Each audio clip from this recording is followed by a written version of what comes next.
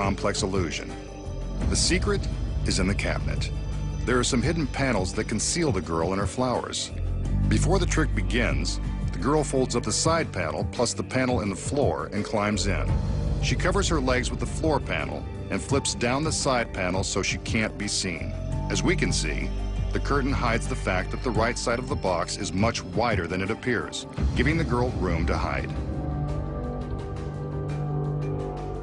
When the curtain is closed the first time, the girl flips open the side panel and deposits the flowers. With the curtain opened, you can see how it works. The magician opens the curtain and finds that the flowers have appeared, as if by magic. When the assistants are spinning the box the second time, the girl inside the cabinet is opening both panels and climbing into place while the team outside is drawing our attention.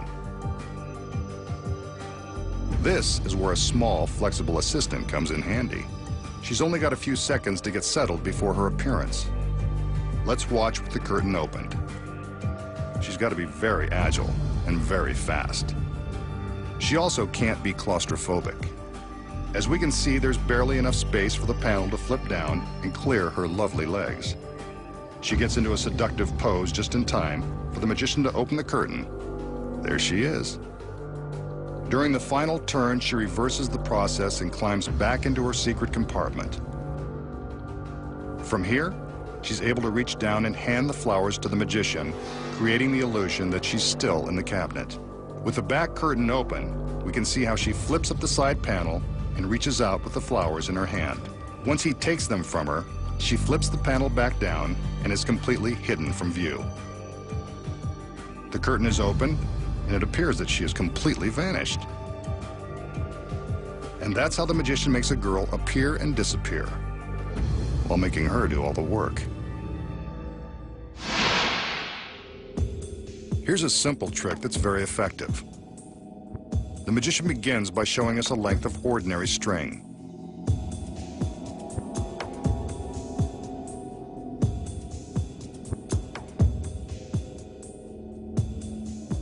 And a plastic drinking straw. He feeds the string into the straw.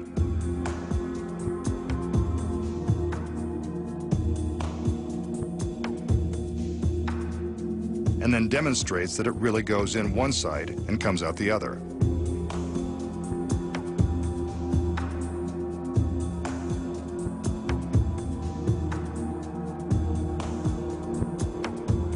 He bends the straw in the center and tells us to watch closely, as if we had anything better to do. He picks up a sharp hobby knife and very carefully he cuts through the straw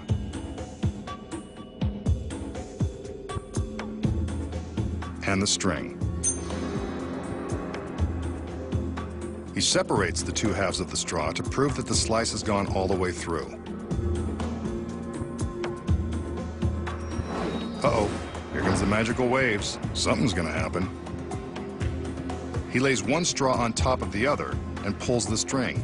Miraculously, it comes out in one long piece, just like it started. The straws go bye-bye, and tug-tug, the string is good as new. Fooled us again, masked man, but how? What are the secrets to pulling off the brain twister of cutting through the straws and string, then revealing the string as good as new? You're about to find out. The straw is real, so is the knife. Before the trick begins, the magician secretly uses the knife to carefully slice a long slit lengthwise in the straw. See? He can open the straw and show you inside, but he never lets the audience see this. The slit is the first secret. The magician feeds the string into the straw. Yes, it's really going inside.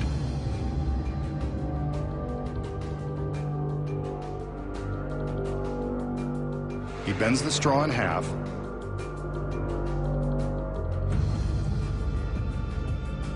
and when he tugs on both ends of the string at the same time, it pops out through the slit and will be concealed by his fingers. There's the string, and here's how he covers it up. Now, he takes the knife, cuts through the straw and presumably the string. In reality, the string is safe and sound below the blade.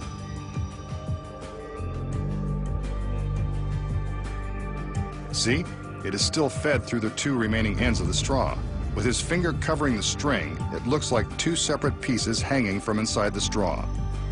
The magician then stacks the straws, being careful not to let the middle of the string show, as it does here. He pulls the end of the string, and it easily slides out in one long piece. He discards the pieces of straw so they can't be examined, and turns all eyes to the undamaged string. It's in one piece, thanks to the secrets. Up next, after a century of silence, one of Houdini's most famous escapes will be exposed at last. Plus the secrets behind a beloved classic trick. Then find out how to make a line of sexy chorus girls disappear. And we solve the incredible mystery as to how street magicians perform amazing outdoor levitation. The masked magician will now attempt to perform one of Harry Houdini's most famous escapes.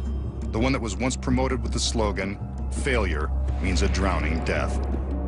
The magician displays a large milk can that's been filled with water. This particular can has a bulletproof plate glass window, an aftermarket edition, so that we can see what the magician is up to once he's inside.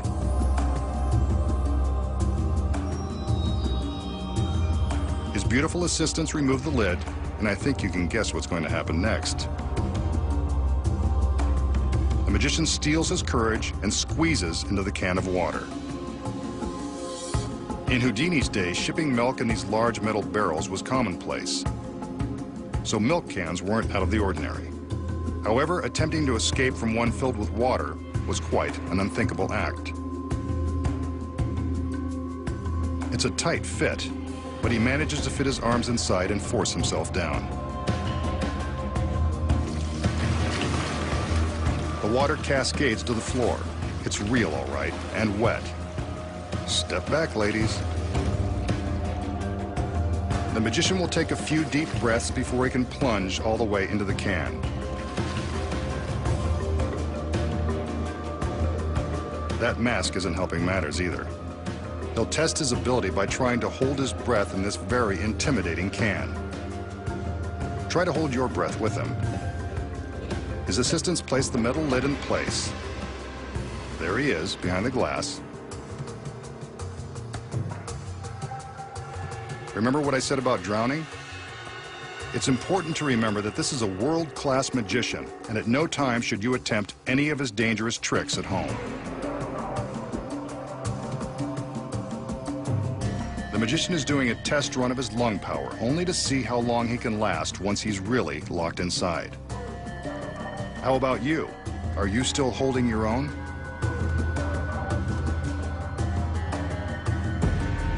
He seems to be doing okay, but remember, his hands will be shackled just like Houdini's were 100 years ago.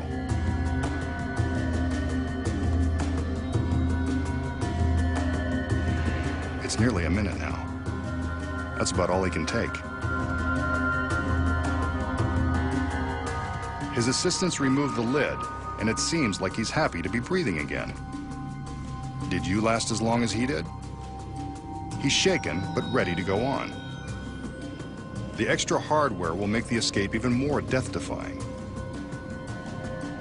The magician willingly holds out his wrists for a pair of regulation police handcuffs. Wonder where she got those.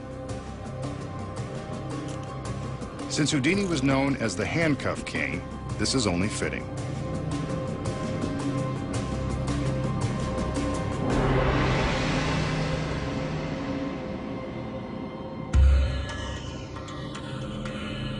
A few more deep breaths, and the magician is again ready to squirm his way back into the can.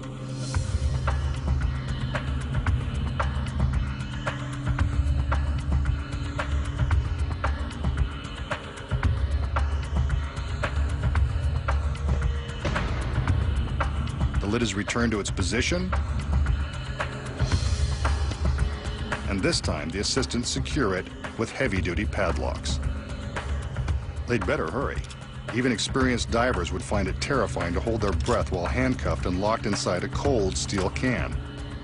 Try holding your breath again and imagine that you've got no way out. Not so easy, is it? There we see him struggling with the handcuffs. Even if he smuggled a lockpick into the can, reaching the locks on the outside would be impossible. Houdini was right. Failure could mean a drowning death.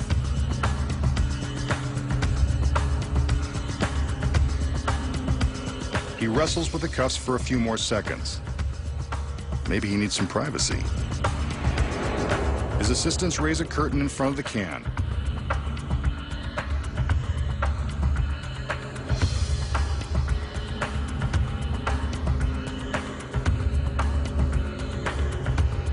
By now, he's been locked underwater for more than a minute and hasn't made any progress. This is longer than he lasted the first time before he had to be let out. He must be starting to panic. Are you still holding your breath? It's been 90 seconds now and still no sign of him. The assistants better do something. Get him out of there. He's safe. What a relief. I bet even Houdini didn't have a welcoming committee like this.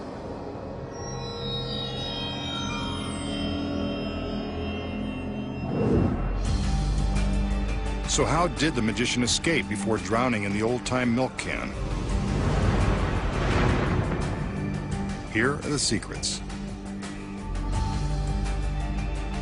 First off, the handcuffs look solid, but they've been specially rigged to pop open in an instant. Cuffs like these are almost always used in underwater escapes to minimize the risk of danger. When the magician first plunges into the can, he displaces a lot of water, leaving more room for air to breathe. It's a good acting job, but in reality, he has plenty of space to move freely. The first time we see him behind the glass, we're convinced that he has to hold his breath while inside the can. But check out the lid. The dome-shaped top allows him some extra room to reach up and take a breath whenever he needs to. While we're distracted by his hands behind the porthole, his head is safely above the waterline beneath this dome. Opening the lid to put on the handcuffs only adds more drama to the escape. The lid is locked into place with real padlocks that never get open. They don't have to, because the neck of the can is surrounded by a false collar, held on by these rivets. The assistants remove the rivets when they attach the locks.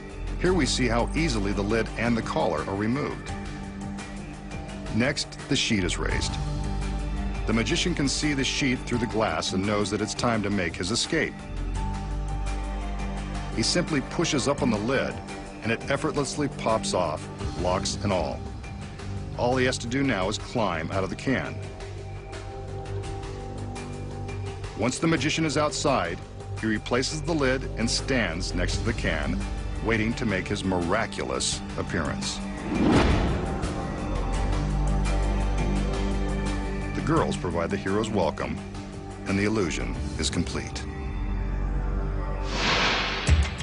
Up next, find out how the magician makes a line of dancing girls vanish in an instant and survives a solid steel chain being pulled through